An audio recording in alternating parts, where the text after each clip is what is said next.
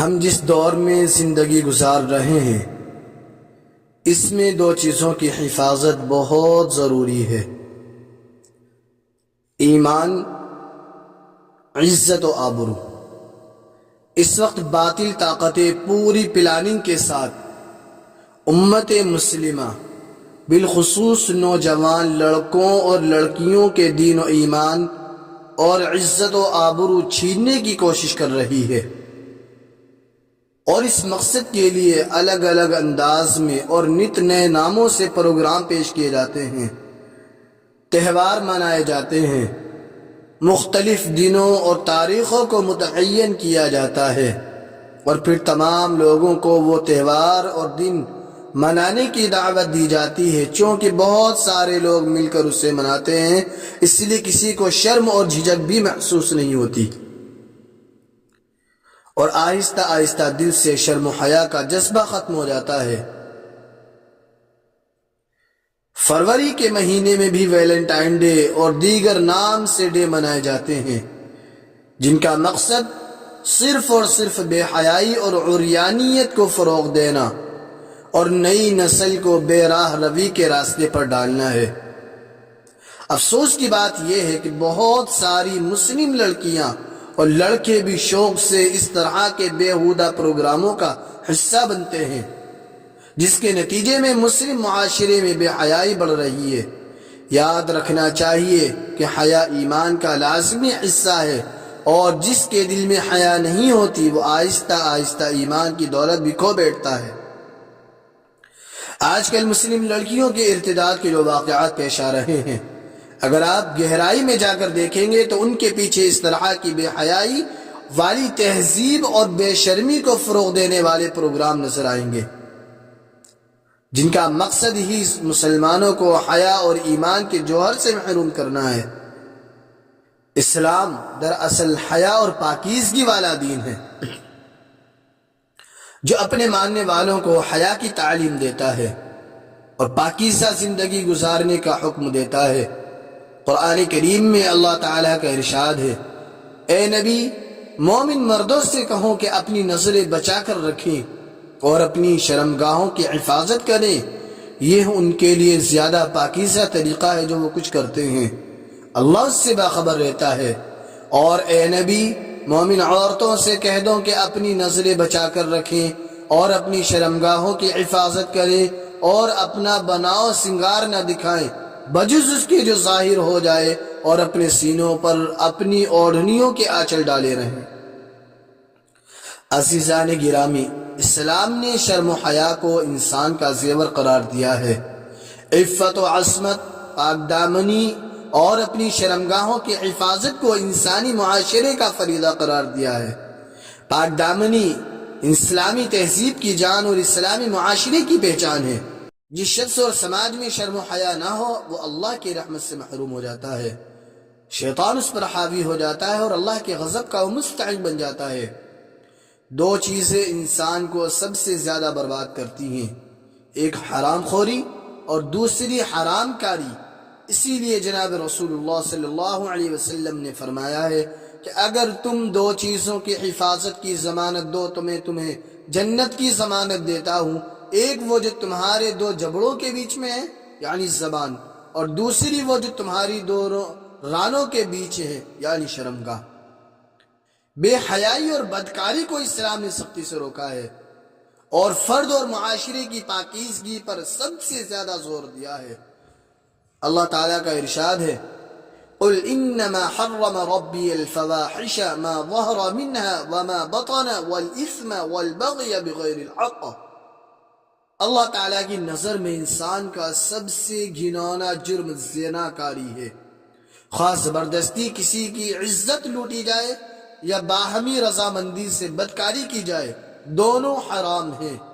اللہ تعالیٰ کا ارشاد ہے: وَلَا تَقْرَبُوا الزِّنَا إِنَّهُ كَانَ فَاحِشًا وَسَاءَ سَبِيلًا، اور زنا کے قریب بھی نہ بھٹکو، بے شک زنا بدکاری اور برا راستہ ہے۔ زنا نہایت ہی سنگین اور گھناؤنی برائی ہے، اسی لحاظ سے شریعت نے اس کی سزا بھی سخت اور عبرتناک مقرر کی ہے، یعنی غیر شادی شدہ کے لیے 100 کوڑے اور شادی شدہ کے لیے رجم کی سزا رکھی ہے۔ یہ تو دنیا میں اس کی سزا ہے، آخرت میں اس کی سزا جہنم کے سوا اور کیا عذاب ہو سکتا ہے۔ جیسا کہ معراج کے سفر میں رسول پاک صلی اللہ علیہ وسلم نے زنا کرنے والوں کو آگ کے کنویں میں دیکھا تھا۔ اللہ تعالیٰ نے جہنم کی عبرتناک سزا زنا کرنے والوں کے لیے مقرر کی ہے، حالانکہ یہ سزا تو کافر اور مشرکوں کی ہے۔ اس کی وجہ یہ ہے کہ شرک اور بدکاری دونوں میں ایک گندگی مشترک ہے۔ شرک عقیدے کی گندگی ہے اور زنا کردار کی گندگی ہے۔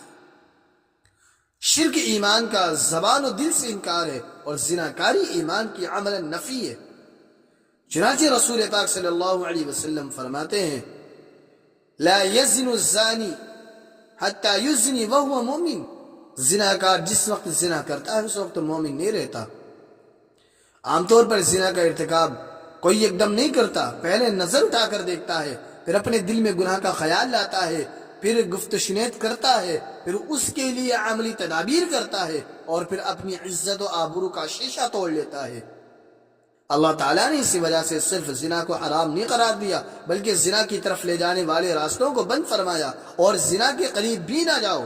نبی کریم صلی اللہ علیہ وسلم نے فرمایا آنکھیں زنا کرتی ہیں ان کا زنا دیکھنا ہے، اور ہاتھ زنا کرتے ہیں ان کا زنا چھونا ہے اور پکڑنا ہے، اور پاؤں زنا کرتے ہیں ان کا زنا اس راستے پر چلنا ہے، زبان بھی زنا کرتی ہے اس کا زنا بات چیت کرنا، اور دل کا زنا خواہش شہوت ہے اور شرمگاہ اس کی تصدیق یا تکذیب کرتی ہے۔ کتنی بڑی سماجی سچائی اور حکیمانہ بصیرت ہے۔ رسول مقبول صلی اللہ علیہ وسلم کی اس حدیث میں بدکاری کی نفسیات اور اس کے عوامل اور مراحل کو لوگوں کے سامنے واضح کر دیا گیا ہے۔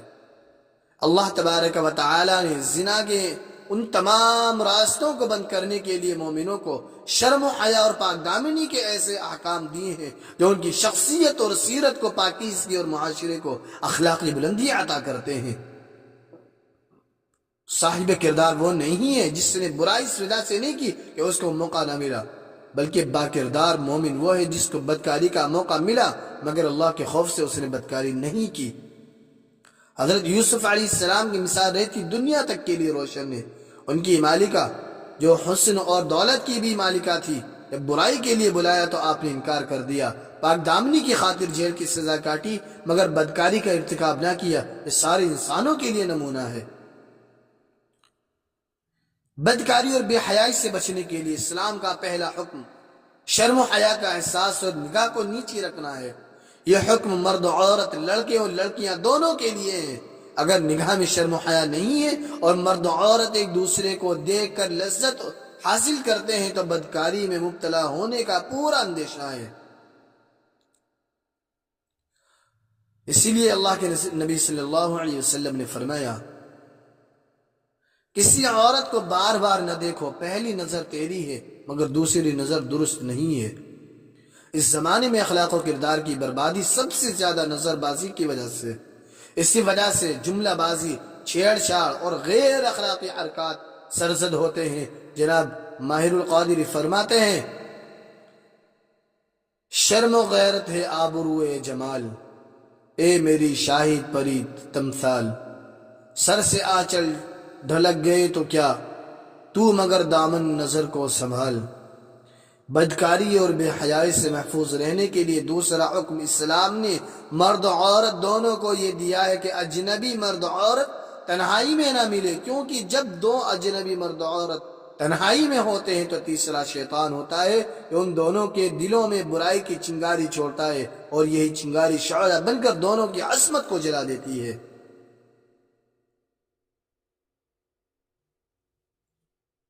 رسول پاک صلی اللہ علیہ وسلم کے ارشاد ہے کوئی مرد کسی عورت سے اس کے محرم کے بغیر تنہائی میں نہ ملے۔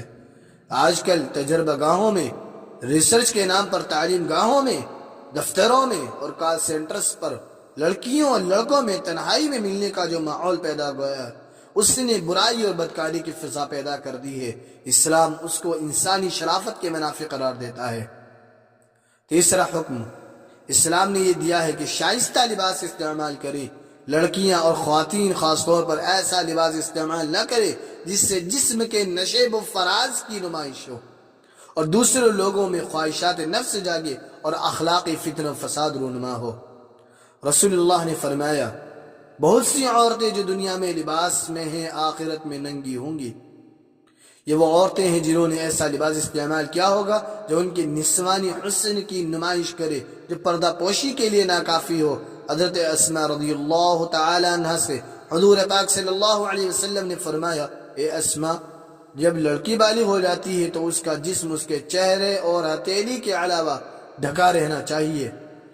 مغربی تہذیب نے بے پردگی اور عریانیت کو اس طرح پھیلایا ہے کہ مسلمان بھی جو مغربی تہذیب میں ڈوب گئے ہیں اسے معیوب نہیں سمجھتے، اپنی لڑکیوں کو اسکرٹ اور ٹی شرٹ قسم کا لباس پہناتے ہیں، اپنی عورتوں کو ایسا لباس پہناتے ہیں جس سے عریانیت جھلکتی ہے۔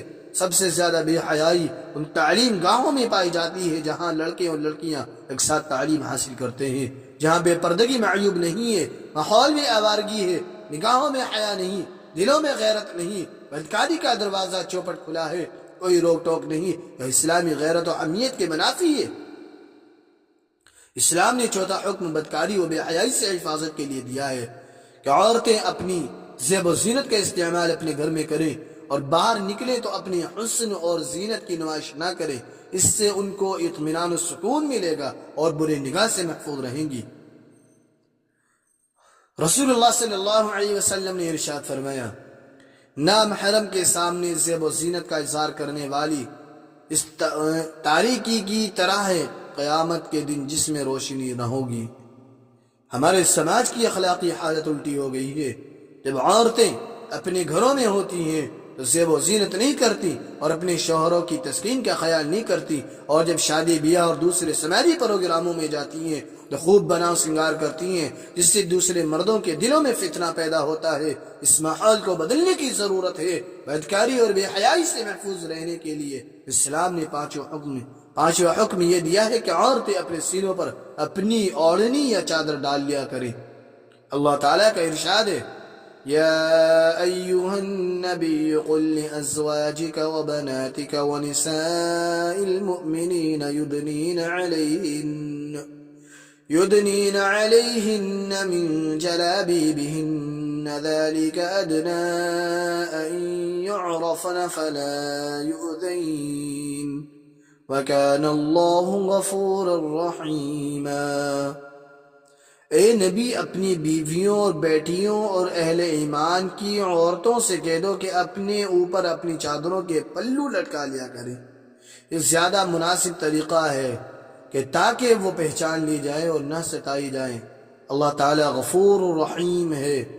آج کل فلموں نے، ٹی وی سیریل نے، فیشن شو اور مقابلہ حسن کی شیطانی تہذیب نے مسلمان گھروں کی پاکیزگی کو چھین لیا ہے۔ بے شرم و حیا اور پاک دامنی جو شریف گھرانوں اور شریف زادوں کی پہچان تھی اب کم ہوتی جا رہی ہے۔ لہٰذا اگر باہر کا ماحول آپ کے قابو سے باہر ہے کم از کم گھر کے ماحول کی فکر کیجئے، ورنہ ایمان و عقل اور عزت و آبرو سب کچھ غارت ہونے کا اندیشہ ہے۔ اللہ تعالی ہمیں شرم و حیا اور پاک دامنی سے آراستہ کرے۔ آخر دعوانا ان الحمد للہ رب العالمین۔